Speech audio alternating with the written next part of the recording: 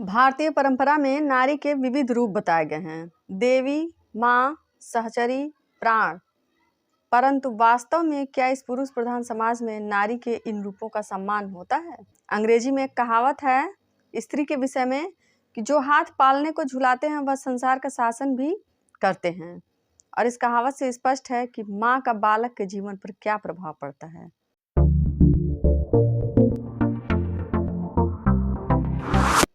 नमस्कार, मैं सोनी साहनी। आइए आज हम देखते हैं कि महिलाओं की शिक्षा के लिए आधुनिक काल में यानी कि स्त्रियों की शिक्षा के लिए जो 1947 के बाद जो विशेष प्रयास किए गए उनके बारे में हम क्या देखते हैं और जानते हैं। 1947 में जब भारत आज़ाद हुआ उसके पहले जब ब्रिटिश ईस्ट इंडिया कंपनी का शासन था उस दौरान स्त्री शिक्षा की ओर कोई विशेष ध्यान नहीं दिया जाता था। इसका प्रमुख कारण यही था कि कंपनी को अपने कार्यों के लिए, अपने ऑफिस वर्क के लिए लेडीज़ की कोई रिक्वायरमेंट नहीं थी, उनको शिक्षित स्त्रियों की कोई आवश्यकता नहीं थी। और ईस्ट इंडिया कंपनी के शासनकाल में स्त्री शिक्षा का आंदोलन प्रारंभ करने का श्रेय मिशनरियों को ही जाता है, क्योंकि उस दौरान हमारी सामाजिक स्थिति ऐसी हो गई थी कि महिलाओं की सुरक्षा पर ही, बालिकाओं की सुरक्षा पर ही विशेष ध्यान दिया जाता था और उनकी शिक्षा पर कोई विशेष प्रबंध नहीं किए जाते थे। सन 1851 ईस्वी में प्रोटेस्टेंट मिशनरियों द्वारा बालिका विद्यालय खोले गए तथा कुछ सरकारी और गैर सरकारी व्यक्तियों ने भी शिक्षा संस्थानों की स्थापना करके गर्ल्स स्कूल की व्यवस्था की। 1998 ईस्वी में बंगाल की शिक्षा परिषद के प्रधान J.E.D. मैथ्यून द्वारा स्थापित बेथ्यून बालिका विद्यालय विशेष रूप से उल्लेखनीय है। 1998 में बंगाल में वहाँ पर बेथ्यून महोदय के द्वारा बेथ्यून बालिका विद्यालय खोला गया, जो कि विशेष रूप से उल्लेखनीय है। हम पाते हैं कि 1857 से 1886 तक स्त्री शिक्षा के विषय में कोई खास प्रगति तो नहीं होती है, लेकिन 1854 के घोषणा पत्र तथा 1882 के शिक्षा आयोग ने स्त्री शिक्षा की प्रगति के लिए विशेष तौर पर सरकार से सिफारिशें की कि स्त्री शिक्षा पर अधिक से अधिक ध्यान दिया जाए। और सरकार के कई बालिका विद्यालय की संख्या भी उस समय उल्लेखनीय है, जो कि विशेष तौर पर कार्य कर रही थी और बालिकाओं की शिक्षा में प्रगति में अपना योगदान दे भी रही थी। क्योंकि यह वह समय था जब स्वाधीनता आंदोलन जोर पकड़ रहा था और प्रथम स्वतंत्रता संग्राम हो चुका था और उस दौरान महिलाओं की भागीदारी भी बढ़ चढ़ कर हुआ करती थी। इसी वजह से तमाम क्रांतिकारियों ने या महिलाओं ने भी यह अनुभव किया कि हमें बालिका शिक्षा पर विशेष ध्यान देने की आवश्यकता है। बाबू जगजीवन राम ने तो एक अखिल भारतीय गोष्ठी में कहा भी था कि एक कन्या को पढ़ा देने से आगे आने वाली पीढ़ी सुशिक्षित होगी, क्योंकि बालक की प्रारंभिक पाठशाला घर है और माता ही उसकी प्रथम शिक्षिका है। इस प्रकार बालिकाओं की शिक्षा के लिए विशेष प्रयास किया जाने लगा, क्योंकि यह समय की मांग थी कि हम महिलाओं की शिक्षा, महिलाओं के अधिकारों का सम्मान करें और उनके लिए विशेष सुरक्षा प्रदान करें। नेपोलियन ने कहा था, मुझे सुशिक्षित माताएं दो, मैं एक सुशिक्षित राष्ट्र का निर्माण कर दूंगा। नेपोलियन के इस कथन से हम पूर्णतः सहमत हैं कि उन्होंने सुशिक्षित माता को ही सुशिक्षित राष्ट्र के निर्माण का आधार बनाया है। वास्तव में यही सत्य भी है। एक सुशिक्षित माता ही अपने संतान को ऐसे संस्कार देती है कि वह एक उत्कृष्ट और प्रगति के पथ पर अग्रसर राष्ट्र का निर्माण कर पाता है। इसीलिए हमें बालिकाओं की शिक्षा पर, महिलाओं की शिक्षा पर विशेष प्रावधान बनाने चाहिए। जब ब्रिटिश ईस्ट इंडिया कंपनी का शासन था तब तो महिलाओं की शिक्षा के लिए कोई विशेष प्रावधान नहीं किए गए, क्योंकि उस दौरान जो शासन व्यवस्था थी, शासन प्रणाली थी, उसमें केवल अंग्रेजी पढ़े लिखे नवयुवकों की डिमांड थी कंपनी में कार्य करने के लिए, ऑफिस वर्क के लिए, और इसीलिए शिक्षा पर कोई विशेष ध्यान नहीं दिया जा रहा था। लेकिन जब भारत आज़ाद हो गया, सन 1947 में हम स्वतंत्रता को प्राप्त कर लेते हैं, फिर बाद में हमारा संविधान भी लागू हो जाता है और हमारे देश की बालिकाओं के लिए, महिलाओं के लिए शिक्षा की विशेष व्यवस्था धीरे धीरे की जाने लगती है। और इसी के लिए हम ये देखते हैं कि स्वतंत्रता के बाद स्त्रियों को पुरुषों के समान स्तर पर लाने के लिए कुछ आवश्यक सामाजिक, आर्थिक और कानूनी परिवर्तन किए गए। भारतीय संविधान में स्त्री और पुरुषों दोनों को समान अधिकार प्राप्त है। साथ में स्त्रियों के स्तर को उठाने के लिए उनको कई क्षेत्रों पर विशेष सुविधाएं भी दी गई हैं। 1947 के बाद स्त्री शिक्षा की प्रगति में तीव्र गति से वृद्धि हुई और उनकी सामाजिक स्थिति में भी क्रांतिकारी परिवर्तन आए। स्त्रियों के प्रति समाज का दृष्टिकोण समानता का हो रहा है। भारतीय संविधान के अनुच्छेद 15(1), 16(1), 16(2) के अनुसार किसी भी नागरिक से लिंग के आधार पर भेदभाव नहीं किया जाएगा। धारा 15 के अनुसार राज्य किसी नागरिक के विरुद्ध केवल धर्म, जाति, लिंग, जन्म स्थान या इनमें से किसी के आधार पर विभेद नहीं करेगा। महिलाओं की साक्षरता स्तर में भी तीव्रता से वृद्धि होती है। कॉलेजों और विश्वविद्यालयों में महिला अध्यापकों की संख्या में भी निरंतर वृद्धि होती रहती है।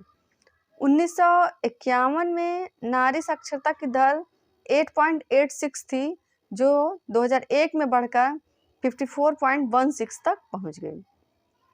स्वतंत्रता के उपरांत स्त्री शिक्षा के मार्ग में आने वाली बाधाओं को दूर करने के लिए अनेक समितियों एवं आयोगों का गठन किया गया और उनके जो सुझाव थे, जो कार्य थे, वह विशेष रूप से उल्लेखनीय हैं। जैसे 1948 में विश्वविद्यालय आयोग, 1952 में माध्यमिक शिक्षा आयोग, राष्ट्रीय महिला आयोग 1958 और 1962 में श्रीमती हंसा मेहता समिति और भक्त वत्सलम समिति, कोठारी आयोग। इन सब पर विशेष रूप से अध्ययन करने की आवश्यकता है, क्योंकि इन आयोगों, इन कमेटियों के जो सुझाव थे, जिन पर धीरे धीरे आगे बढ़ते हुए आज बालिकाओं की शिक्षा में विशेष प्रगति हुई है, उल्लेखनीय कार्य हो रहा है और बालिकाएं जो है बालकों के समान ही शिक्षा प्राप्त कर रही हैं। विश्वविद्यालय आयोग 1948 में स्त्री शिक्षा के संबंध में निम्नलिखित सिफारिशें की गई थी। उसमें पहला था कि स्त्रियों की शिक्षा के लिए शिक्षा संबंधी अवसरों में वृद्धि होनी चाहिए और उन्हें उनकी रुचियों एवं क्षमताओं को समझने के लिए उचित मार्गदर्शन भी मिलना चाहिए। साथ ही साथ उन्हें प्रशिक्षण दिया जाए और एक नागरिक और एक महिला के रूप में वह स्वयं को स्थापित कर सकें और उन्हें पुरुषों के ही भांति, पुरुष अध्यापकों की ही भांति समान वेतन भी मिलना चाहिए।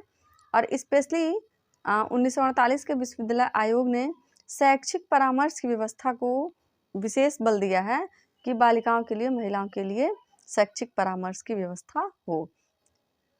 1948 के विश्वविद्यालय आयोग के बाद माध्यमिक शिक्षा आयोग 1952 में इस आयोग ने स्त्री शिक्षा के प्रसार के लिए सुझाव दिए कि गृह विज्ञान की शिक्षा के लिए विशेष विद्यालय एवं आवश्यकता अनुसार बालिकाओं के लिए अलग विद्यालय खोलने पर राष्ट्रीय महिला आयोग 1958 महिला शिक्षा पर विशेष ध्यान देने के उद्देश्य से दुर्गाबाई देशमुख की अध्यक्षता में एक समिति गठित की गई, जिसका उद्देश्य स्त्री शिक्षा की विभिन्न समस्याओं का समाधान करने के लिए सुझाव देना था। इस समिति को समिति की अध्यक्षता के नाम पर दुर्गाबाई देशमुख समिति कहकर पुकारा गया।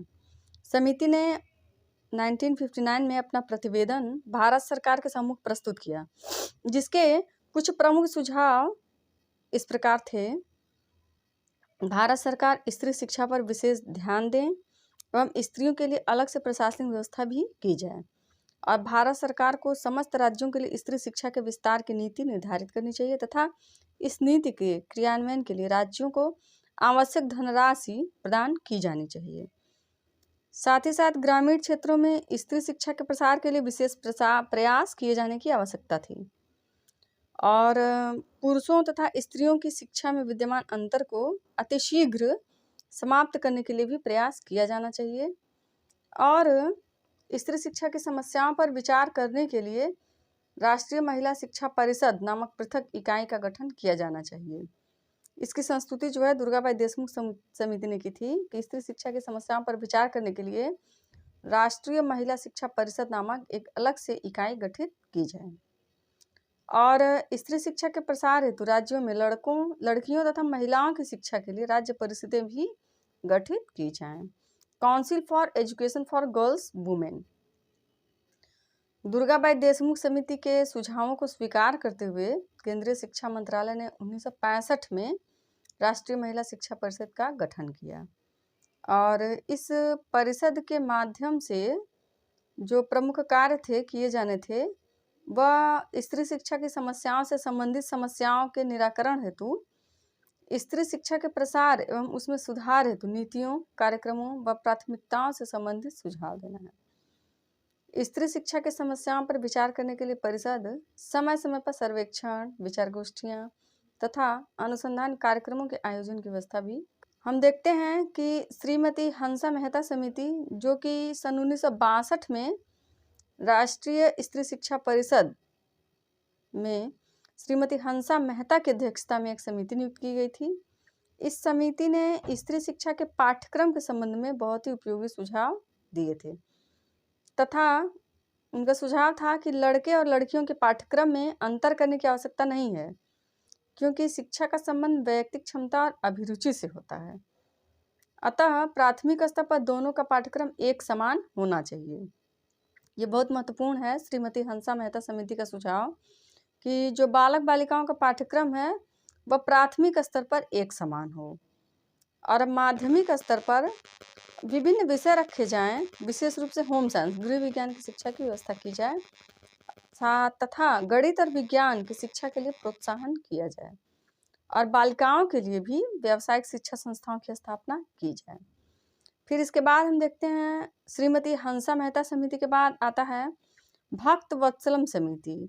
यह 1963 में राष्ट्रीय शिक्षा परिषद ने चेन्नई राज्य के मुख्यमंत्री श्री भक्त वत्सलम की अध्यक्षता में सन 1963 में एक समिति का गठन किया, जिससे ग्रामीण क्षेत्र में स्त्री शिक्षा के संबंध में जनता का सहयोग न मिलने के कारणों की जांच करने का प्रयत्न किया और उस जांच के पश्चात उन्होंने जो सिफारिशें दी वो इस प्रकार थी कि ग्रामीण क्षेत्र में सार्वजनिक सहयोग को प्रोत्साहन दिया जाना चाहिए तथा राज्य सरकार द्वारा स्त्री शिक्षा के पक्ष में लोकमत जागृत करना चाहिए और राज्य को सभी क्षेत्रों में सुविधाएं प्रदान करना चाहिए।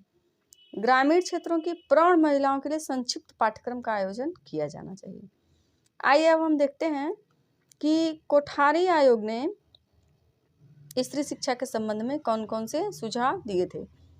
सन 1964 में डॉक्टर कोठारी की अध्यक्षता में गठित शिक्षा आयोग, जिसने अपना प्रतिवेदन 1966 में प्रस्तुत किया था, ने मानव संसाधनों के विकास, परिवारों की उन्नति तथा बालकों के चरित्र निर्माण में पुरुषों की अपेक्षा महिलाओं की शिक्षा को अधिक महत्वपूर्ण स्वीकार किया तथा महिला शिक्षा के लगभग सभी पक्षों पर अपने विचार प्रस्तुत किए थे, जो कि हम देखते हैं कि वो इस प्रकार हैं। लड़कियों की अनिवार्य शिक्षा के लिए अधिकाधिक प्रयास किए जाने चाहिए। लड़कियों के अध्ययन के लिए लड़कों के विद्यालय में भेजने के लिए जनमत तैयार किया जाए। उच्च प्राथमिक स्तर पर लड़कियों के लिए अलग विद्यालय खोले जाएं। लड़कियों के लिए निःशुल्क छात्रावास तथा छात्रवृत्तियों की व्यवस्था की जाए। लड़कियों के लिए अल्पकालीन शिक्षा तथा व्यावसायिक शिक्षा की व्यवस्था की जाए। लड़कियों को उच्च शिक्षा के लिए प्रोत्साहित किया जाए।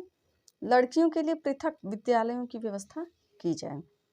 डॉक्टर कोठारी ने ये जो सुझाव दिए वह स्त्री शिक्षा के क्षेत्र में विशेष योगदान रखते हैं।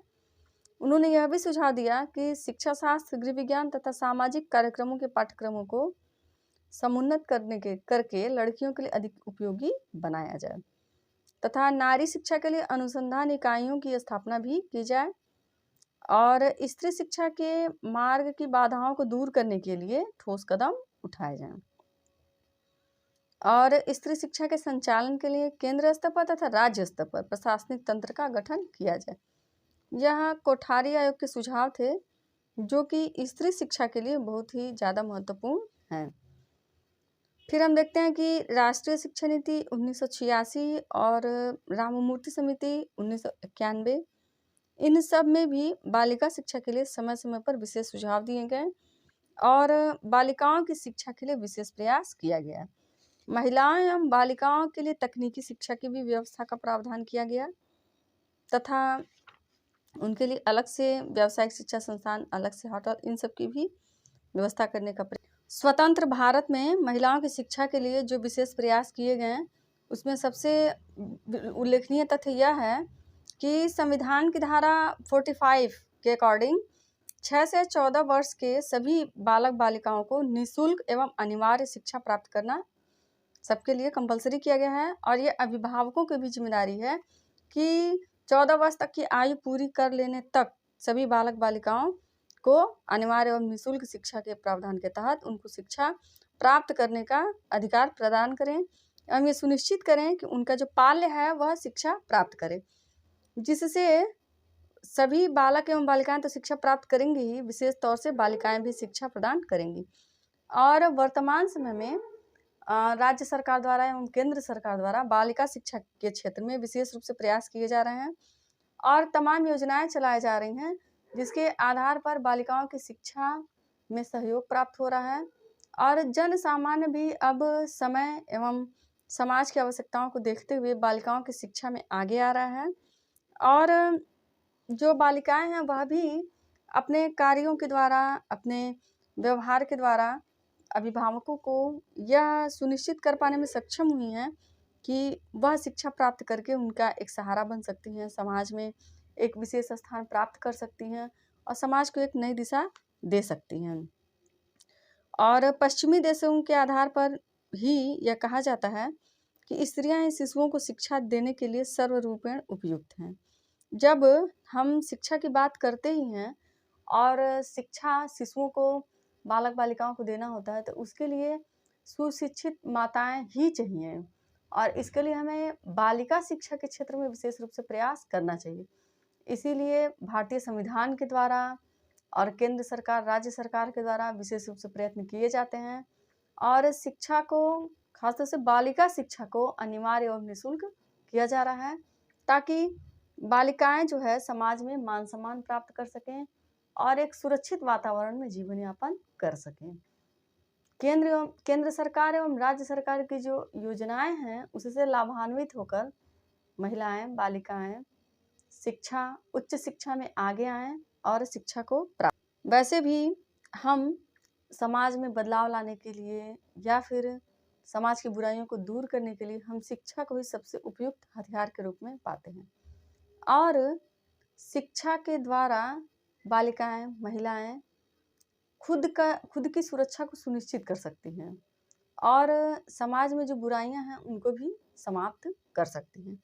इसीलिए स्त्री शिक्षा को विशेष रूप से प्रोत्साहित करने की आवश्यकता है और इसमें महिलाओं का सहयोग जो है विशेष रूप से होना चाहिए, क्योंकि महिलाएं ही समाज को आधार प्रदान करती हैं और उन्हें उनकी मेरुदंड होती हैं। यदि महिलाएं बालिकाओं की शिक्षा के लिए विशेष रूप से प्रयास करेंगी, बालक बालिकाओं में कोई भेदभाव नहीं करेंगी, तो पुरुष वर्ग लाख चाहें महिलाओं बालिकाओं की शिक्षा में किसी भी तरह का व्यवधान नहीं उत्पन्न कर पाएंगे और बालिकाएं भी एक उन्मुक्त वातावरण में शिक्षा प्राप्त करके देश को, समाज को नई दिशा दे पाएंगी। आज के लिए इतना ही। धन्यवाद। नमस्कार।